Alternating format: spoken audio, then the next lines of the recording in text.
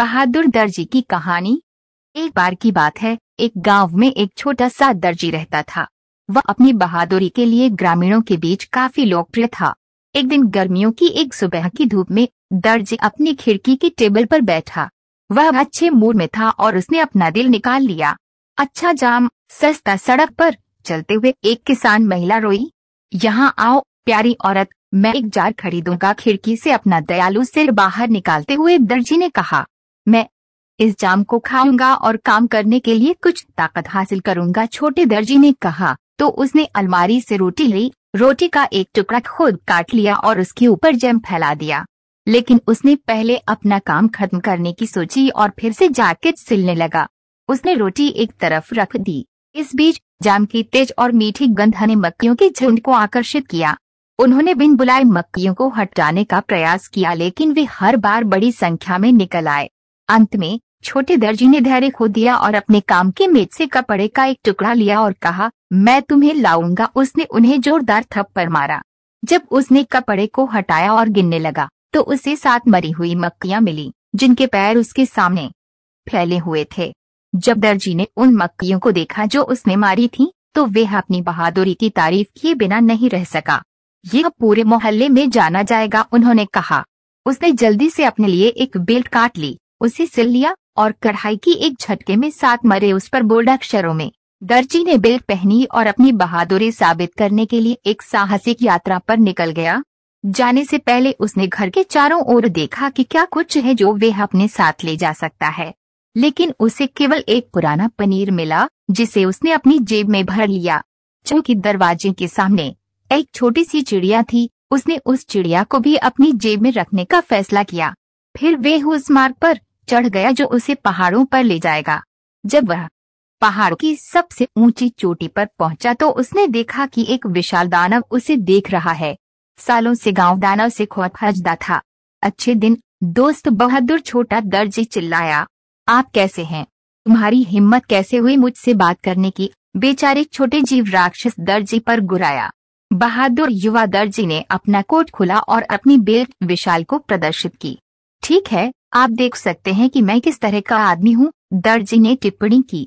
जब विशाल ने पढ़ा एक झटके में 7 मरे, उसने मान लिया है कि ये दर्जी द्वारा मारे गए दिग्गज थे और वह युवा दर्जी से डर गया। विशाल ने अपनी हथेली में एक पत्थर लिया और उसे तब तक दबाया जब तक कि केवल छोटे हिस्से ही रह गए। दैत्य ने प्रश्न किया, क्या तुम्हें ऐसा करने की शक्ति है? फिर दर्जी ने अपनी जेब में हाथ डाला और मुलायम चीज को बाहर निकाला। उसे तब तक दबाते रहे जब तक कि तरल छलक न जाए। जब दैत्य ने यह देखा तो वह बालक का बल देखकर दंग रह गया। दैत्य ने फिर एक पत्थर उठाया और उसे इतनी दूर फेंका कि नजर उस पर टिक नहीं पाई।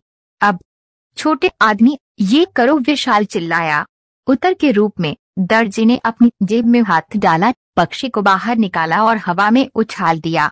पक्षी अपनी नई स्वतंत्रता से बहुत खुश हुआ, आकाश में उड़ गया और वापस नहीं लौटा। आप निश्चित रूप से फेंक सकते हैं, विशाल ने टिप्पणी की, लेकिन अब हम देखेंगे कि क्या आप एक पेड़ ले जा सकते हैं। यदि आप काफी मजबूत हैं तो मुझे जंगल से ट्रंक निकालने में मदद करें। अपने कंधों पर ट्रंक ले लो और मैं शाखाओं और टहनियों को उठाऊंगा, वे सबसे भारी हैं, छोटे आदमी ने उत्तर दिया। विशाल ने ट्रंक को अपने कंधे पर ले लिया, लेकिन दर्जी बस शाखा पर बैठा रहा। विशाल चारों ओर देखने में असमर्थ पूरे पेड़ को दूर ले गया, जबकि छोटे दर्जी ने आराम किया और सीटी बजाई।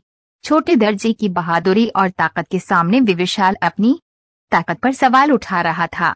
यदि आप इतने महान व्यक्ति हैं, दैत्य ने कहा, मेरे साथ मेरी गुफा में आओ और रात बिताओ। दर्जी उसका पीछा करने के लिए तैयार था और उसने वैसा ही किया। आग प्रत्येक ने एक भुनी हुई भेड़ पकड़ी और उसका आनंद ले रहा था। ये मेरी कार्यशाला की तुलना में यहाँ कहीं अधिक विस्तृत है। बहादुर छोटे दर्जी ने चारों ओर देखा।